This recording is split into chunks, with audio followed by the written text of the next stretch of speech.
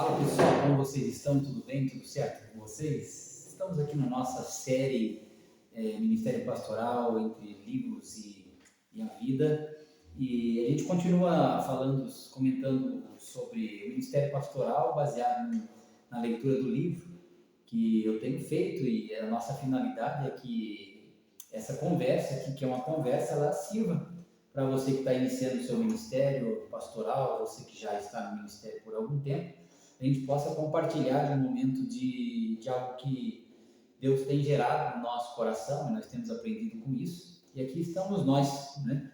Nós paramos no último vídeo, bruscamente, por causa que o vídeo, a memória do celular ali parou, e aí nós paramos ali. Nós estávamos falando aí sobre a questão da crise de identidade que o pastor ele pode passar por ela, né? Falamos como que Paulo enfrentou, como que Paulo tratou com esse tipo de situação do seu ministério. A gente disse que Paulo tinha a sua identidade enraizada em Deus, e isso permitiu que ele conseguisse lidar com essas questões de crise de identidade, né? O autor aqui, o David, no livro, ele vai falar assim para nós que nossas questões de identidade é mais que psicológica, não é apenas como uma perda de significado, ela precisa se encher do conteúdo cristão.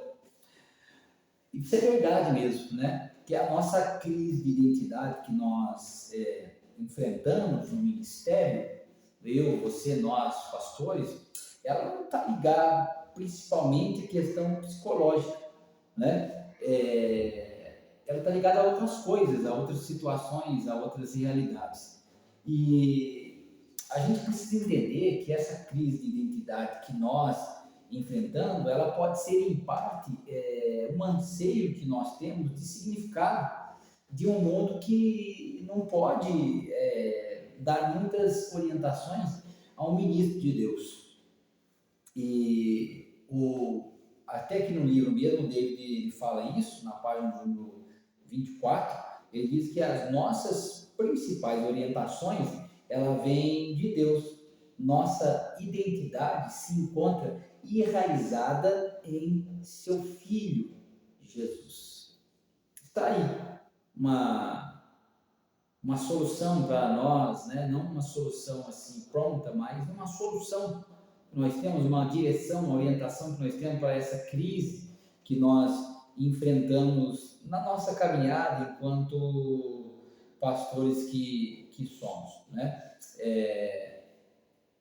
Nós precisamos enraizar o nosso ministério, o nosso chamado em Jesus Cristo. Porque um dia, grande parte de nossa afirmação como pastor, ativos que estamos na obra de Deus, ela vai desaparecer, certo? E se nós não estivermos enraizados em Cristo, todo o significado da nossa vida vai embora também com aquela atividade que nós tínhamos no ministério pastoral. Por isso, precisamos entender, nós ministros, a nossa identidade deve ser buscada em Deus através de Cristo Jesus. Nós estamos sobre as ordens de Cristo, né? E Ele, Cristo, é o fundamento da nossa identidade.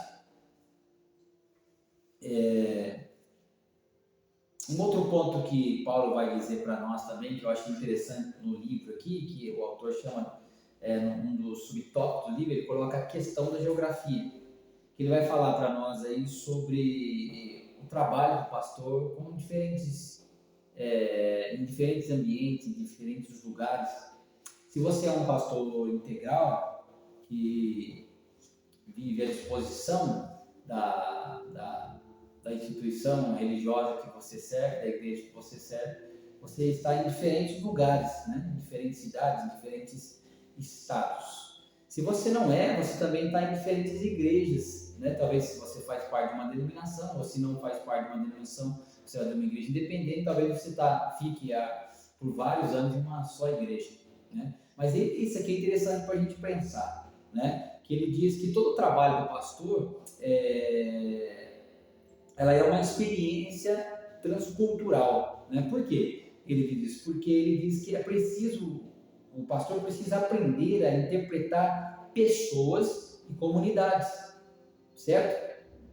David Fitch vai dizer aqui, até no livro dele, ele diz que ele precisava de ouvidos e olhos novos, que cada comunidade religiosa local, ela é diferente uma da outra. Nós não conseguimos aplicar tudo aquilo que nós temos, os métodos que nós usamos em alguns lugares, no mesmo lugar, porque as pessoas são diferentes, né? Os olhares das pessoas, dependendo de onde você está, é diferente da onde você veio. Então, nós precisamos desenvolver em nós o que o autor chama de mapas culturais, né? Isso permite, esses mapas culturais permitem que a gente veja o poder e a importância dos grupos étnicos na vida da igreja.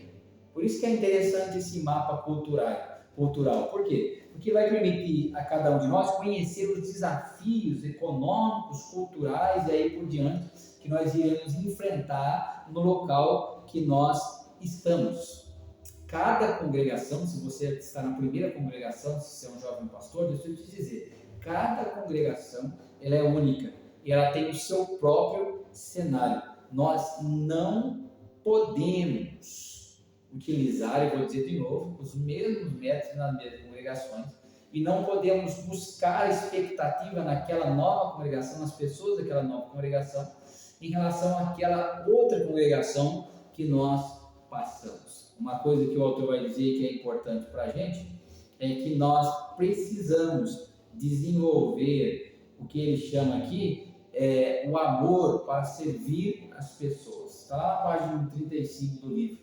Ele diz: não podemos servir a quem não amamos. Ele conta a experiência dele aqui, que ele teve dificuldade na igreja de conseguir amar os irmãos daquela igreja. Era uma igreja difícil, uma igreja complicada, uma igreja que criou uma certa resistência para o ministério dele, já que o pastor que o antecedeu era um pastor de muito tempo, pastor amoroso, que realizou um grande trabalho naquela igreja, e isso gerou no coração dele uma dificuldade em amar os irmãos. Mas com o tempo ele foi aprendendo isso, foi entendendo isso, esse amor foi sendo trabalhado dentro do seu coração, e ele chegou a essa conclusão aqui: a gente só pode servir aqueles a quem nós amamos. Então que Deus te abençoe, te aguardo aí para o próximo vídeo.